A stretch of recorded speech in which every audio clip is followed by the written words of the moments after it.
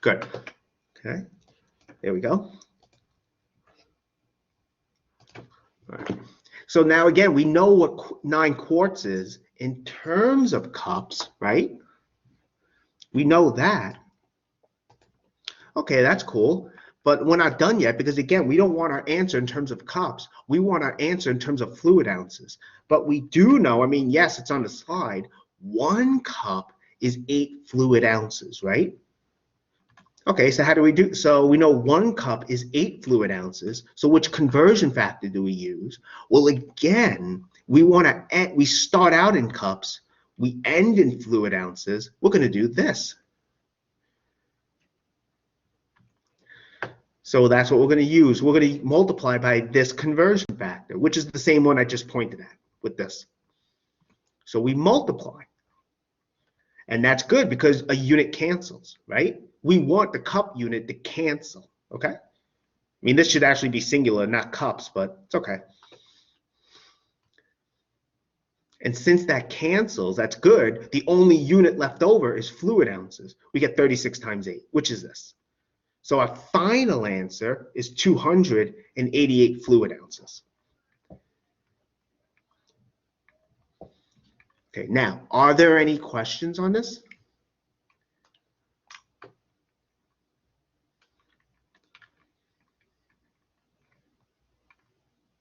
Okay, well, let's do another one then. Let's ask now, how many gallons are there in 1,200 fluid ounces?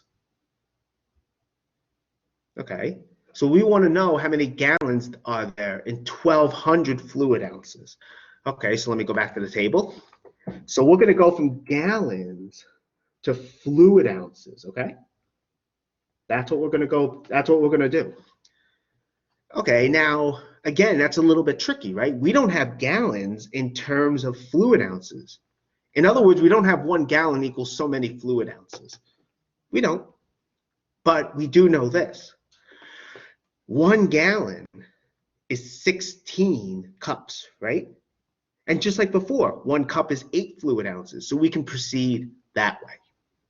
So in other words, we're going to do 2 conversions, gallon to cups and cups to fluid ounces. Now, I know some of you might be thinking, we have 1 gallon is 4 quarts. We know 1 quart is 4 cups. I mean, that is correct. You could proceed that way, but that's just going to be more work. That's not necessarily bad, but, you know, why do more work when necessary? When you don't need to, that's better. Okay. So 1 gallon we have is 16 cups. So we're going to do that first. I actually have the here. Okay. Oh, wait, I went the other way. Did I go the wrong way? Yeah, sorry, in the table I went the wrong way. Basically here we start out in fluid ounces. My mistake. Let me say this again. So we start out in fluid ounces, okay? So then we're going to go to cups. Then we're going to go from cups directly to gallons. That's what I should have said. Sorry about that. So again, we start out in fluid ounces. Okay, we don't have that in terms of gallons. No big deal. We convert to cups. Then we're going to go from cups to gallon. So let's do that. Okay, so 1,200 fluid ounces, right? We want to convert that to cups. Well, again, this was from the table. 1 cup is 8 fluid ounces, right? I mean, we have 2 unit conversions we can use, 2 conversion factors we can use here. But since we start out in fluid ounces and we want to end in cups, this is the one we use. So we multiply by this. So these units are going to cancel, as you can see, right? We're left with cups. So when you multiply, that's actually how you can tell if you use the right conversion factor. You don't want fluid ounces in your answer, so that should cancel, and that's what happens. So these are going to cancel. And we get 1,200 times 1 over 8, which is this. That turns out to be 150 cups. Now we want to go from cups to gallons,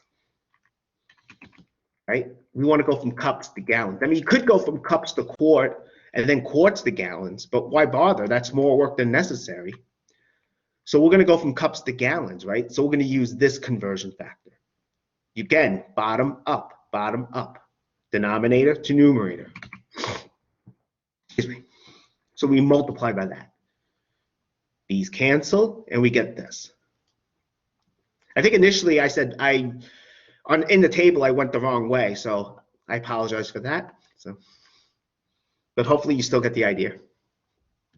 Okay, before we get to the metric system, are there any questions on this?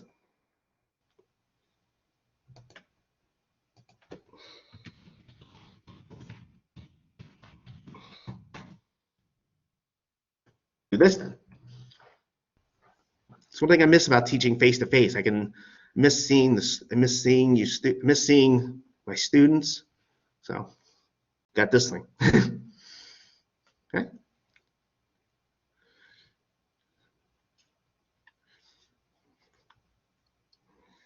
Okay.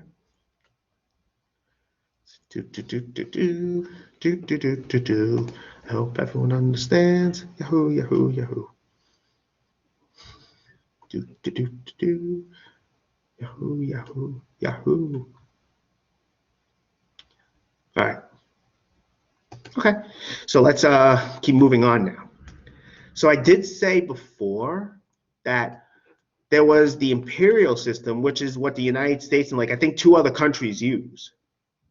I don't remember what the 2 other countries are, although maybe I should know them. But, well, for now, I guess it's okay. And there's pretty much what the rest of the world uses called the metric system. So for the metric system, I mean, basically here, you're still working with, length, weight. Well, the weight, they don't use weight, they use mass. But it turns out mass and weight are the same since we're staying on Earth. Mass is a little bit different than weight. But since we're staying on Earth, we're not considering objects on other planets. Mass and weight are basically the same. So we have grams here. That's what the unit for mass is. For length, they use meter.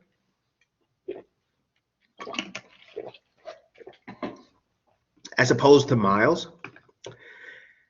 And again, we said capacity before. Here we're calling it volume. And the unit we're going to use is liter.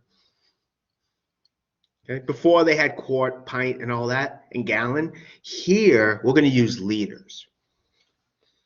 And the metric system is actually a little bit nicer than the imperial system, mostly because of this. I'm not sure if they taught you this in middle school. When I was in middle school so long ago, the way they had us memorize this was using King Henry's Drunken Uncle stuff. Although now you don't have to memorize it because it's in the textbook. Excuse me. But these are actually prefixes we can use along with the units that we have here. These are actually what they call the base units. So for length, you would have meter, but then you can get other units from that. Like decimeter, centimeter, millimeter, decameter, hectometer, kilometer, or kilometer actually. Those are other units we get. And of course, they vary in size, as you can see. Same thing with gram, and same thing with liter. Okay, and we can convert from one unit to the other. In other words, we can convert in length from a decimeter to a hectometer. Or for volume with liter, we can go from centiliter to decaliter to milliliter, excuse me. We can do that. And this is it's actually a lot easier to do than what we just saw before. For instance, let's say we have a meter. We want to know how many millimeters is that. Well, we're going to use this little table here as indicated. How do we do that? Well, notice we start out at meter, right? So I'm going to start here. Now, where's millimeter? Well, milli is 1,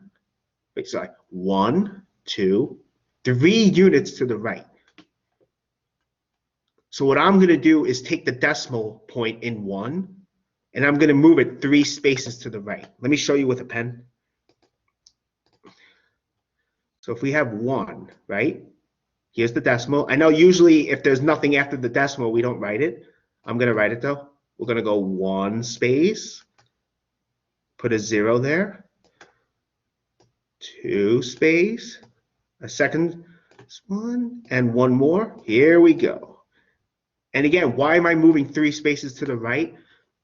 When you start out at meter, milli is 3 spaces to the right. That's why. And we get, well, 1 second, please.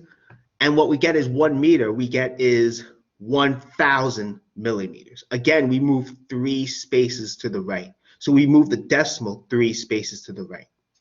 All right, someone had a question? Yes, but I feel like it should wait until you explain the other side. Oh, what's your question? So if you were moving to the left, yeah, that Yeah. side, Mm-hmm. and we're following the same rules, I guess, of moving the decimals, Mm-hmm. that make the numbers smaller, even though Yep. it's bigger. Yeah. Yeah. It would get smaller, right? Uh, That's right.